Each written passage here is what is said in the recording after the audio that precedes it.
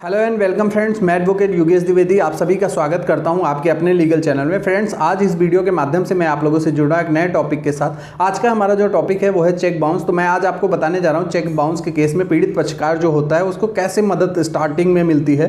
तो जानते हैं इसका क्या है प्रोसीजर। जैसा कि चेक एक विश्वास की संविदा होती है, जहां कोई व्यक्ति चेक देने वाले व्यक्ति पर यह विश्वास करता है कि उसने जो चेक दिया है उस चेक को उस व्यक्ति के द्वारा बैंक में लगाकर पैसा प्राप्त किया जा सकता है।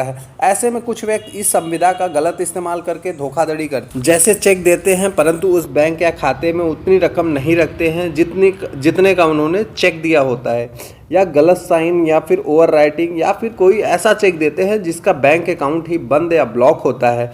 ऐसे में नेगोशिएबल इंस्ट्रूमेंट एक्ट 1881 का सेक्शन 138 चेक बाउंस को एक अपराध के रूप में प्रस्तुत करता है, जहां पर किसी व्यक्ति ने विश्वास के आधार पर चेक लिया है और ऐसा चेक बैंक द्वारा अनादरित या रिटर्न कर दिया जाता है, तब चेक लेने वाला व्यक्ति चेक देने वाले व्यक्ति के विरुद्ध कोर्ट में कंप्लेन इस सेक्शन के अकॉर्डिंग फाइल कर सकता है और अपने पैसों की वसूली कर सकता है। वह चेक देने वाले व्यक्ति को दंडित भी करवा सकता है इस सेक्शन के अकॉर्डिंग। नेगोशिएबल इंस्ट्रूमेंट एक्ट के सेक्शन 143A के अकॉर्डिंग अगर कोई चेक बाउंस का केस न्यायालय के समक्ष प्रस्तुत किया जाता है तो ऐसे केस में एक्यूज्ड के कोर्ट में पेश होने पर कोर्ट एक्यूज्ड पर्सन को यह आदेश दे सकती है कि उसने जो चेक पीड़ित पक्षकार को दिया है उस चेक का 20% राशि कंप्लेनेंट या पीड़ित पक्षकार को अभी ही अदा करे। जैसे कि मान लीजिए किसी व्यक्ति को 1 लाख रुपए का चेक दिया गया था और वह चेक बाउंस हो जाता है।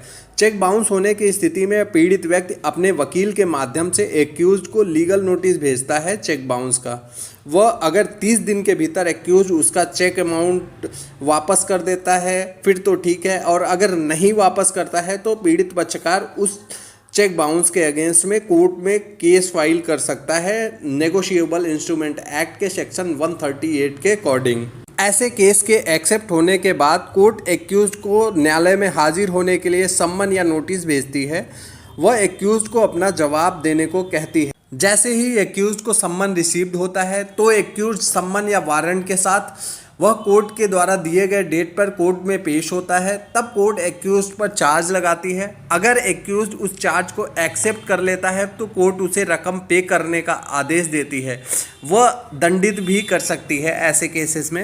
लेकिन अगर एक्यूज्ड चार्ज को अस्वीकार कर देता है तो कोर्ट उसे जमानत यानी कि बेल लेने को कहती है और साथ ही चेक की रकम का 20% तक पीड़ित पक्षकार को देने को कहती है। यहाँ इम्पॉर्टेंट यह है कि कभी कभी कोर्ट अपने ही स्तर पर एक्यूज्ड को ऐसा आदेश कर देती है कि वह चेक रकम का 20% पे करे कंप्लेनेंट को, लेकिन जरूरी नहीं कि सभी केसेस में या सभी चेक बाउंस केसेस में कोर्ट ऐसा आदेश करे। इसके लिए कंप्लेनेंट को नेगोशिएबल इंस्ट्रूमेंट एक्ट 1881 के सेक्शन 143A के तहत एक एप्लीकेशन देना होता है कि कंप्लेनेंट को चेक रकम का 20% राशि पहले दिलवाई जाए। इस 20% राशि को अंतरिम प्रतिकर के रूप में माना गया है और अगर कोर्ट चेक बाउंस केस में एक्यूज को दोष मुक्त कर देती है या केस को खारिज कर देती है तो अंतरिम प्रतिकर में दी गई राशि 20% कोर्ट कंप्लेनेंट से पैसे वापस एक्यूज्ड को दिलवा देती है। और अगर एक्यूज्ड दोषी साबित हो जाता है वह एक्यूज्ड उस आदेश के अगेंस्ट सेशन कोर्ट में अपील करता है तो सेशन कोर्ट उस अपील को तब ही सुनेगी जब चेक राशि का 20% कंप्लेनेंट को दिया जाएगा। नेगोशिएबल इंस्ट्रूमेंट एक्ट के अंतर्गत ऐसा प्रावधान इसलिए किया गया है क्योंकि अधिकांश चेक बाउंस के मामले न्यायालय में साबित हो जाते हैं।